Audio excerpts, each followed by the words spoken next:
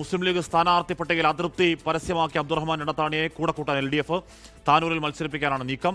അബ്ദുറഹ്മാൻ എടത്താണി സമ്മതം മൂളിയില്ലെങ്കിൽ നേതൃത്വമായി ഇടഞ്ഞു നിൽക്കുന്ന പ്രാദേശിക ലീഗ് നേതാവിനെയും CPM പരിഗണിക്കുന്നുണ്ട്. സ്വതന്ത്രനായി മത്സരിക്കുമെന്ന റിപ്പോർട്ടിൽ അബ്ദുറഹ്മാൻ എടത്താണി നിഷേധിച്ചിട്ടില്ല.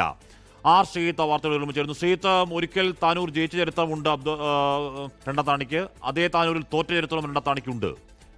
അത് രണ്ടും ലീഗ് സ്ഥാനാർത്ഥികളാണെങ്കിൽ ഇപ്പോൾ ഇടതു സ്ഥാനാർത്ഥിയായി താനൂരേക്ക് അബ്ദുറഹ്മാൻ എടത്താണി വരുന്നു എന്ന് ഏതാണ്ട് സ്ഥിരീകരിക്കാനാവുന്നോ ശ്രീത്ത്? അബ്ദുറഹ്മാൻ എടത്താണി ഇടത് സ്ഥാനാർത്ഥിയായി താനൂരിൽ മത്സരിക്കുമെന്ന കാര്യം ഉറപ്പിക്കാവുന്ന നിലയിലേക്ക് വരുന്നില്ല. എന്നാൽ അദ്ദേഹവുമായി നിരന്തര ആശയവിനിമയം CPM നേതൃത്വം നടത്തുന്നുണ്ട്.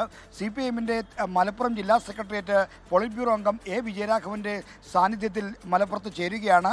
ആ യോഗം കഴിയുന്നതോടുകൂടി അബ്ദുറഹ്മാൻ എടത്താണി മലപ്പുറം ജില്ലയിലെ താനൂരിൽ CPMന്റെ പിന്തുണയുള്ള സ്വതന്ത്രനായി മത്സരിക്കുമെന്ന കാര്യത്തിൽ പൂർണ്ണമായി വ്യക്തത വരും. എന്തായാലും ആ ദിശയിലേക്ക് തന്നെയാണ് കാര്യങ്ങൾ പോകുന്നത്. താനൂരിൽ നേരത്തെ CPM സ്ഥാനാർത്ഥിയായി പ്രഖ്യാപിച്ച മന്ത്രി V അബ്ദുറഹ്മാന് മത്സരിക്കാൻ താല്പര്യമില്ല. അതുകൊണ്ട് തന്നെ അദ്ദേഹത്തെ അനുനയിപ്പിക്കാനുള്ള ശ്രമങ്ങൾ നടത്തിയിരുന്നു. എന്നാൽ അതിനും അദ്ദേഹം വഴങ്ങുന്നില്ല എന്ന ഘട്ടത്തിലാണ് ലീഗിലേക്ക് CPMന്റെ ശ്രദ്ധ നീണ്ടത്.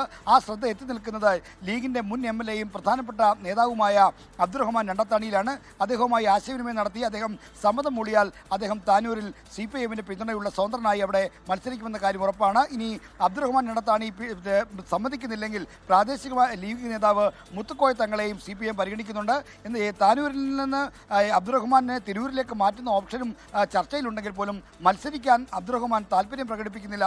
താനൂരിൽ തിരൂരിലേക്ക് മാറാനടക്കം താല്പര്യം പ്രകടിപ്പിക്കുന്നില്ല എന്നാണ് പാർട്ടി വൃത്തങ്ങൾ നൽകുന്ന സൂചന. ഒരുപക്ഷേ മുഖ്യമന്ത്രി അടക്കമുള്ള ആളുകൾ ഇടപെട്ടാൽ അബ്ദുറഹ്മാൻ വഴങ്ങിയേക്കുമെന്നും സൂചനയുണ്ട്. ലോകത്തെവിടെയായാലും ഏത് സമയത്തും 24 വാർത്തകളും ഓഗ്മെന്റഡ് റിയാലിറ്റി പാക്കേജുകളും എക്സ്പ്ലെയിനറുകളും വിശദമായി കാണാൻ ഞങ്ങളുടെ YouTube ചാനൽ നിങ്ങൾക്ക് സബ്സ്ക്രൈബ് ചെയ്യാം.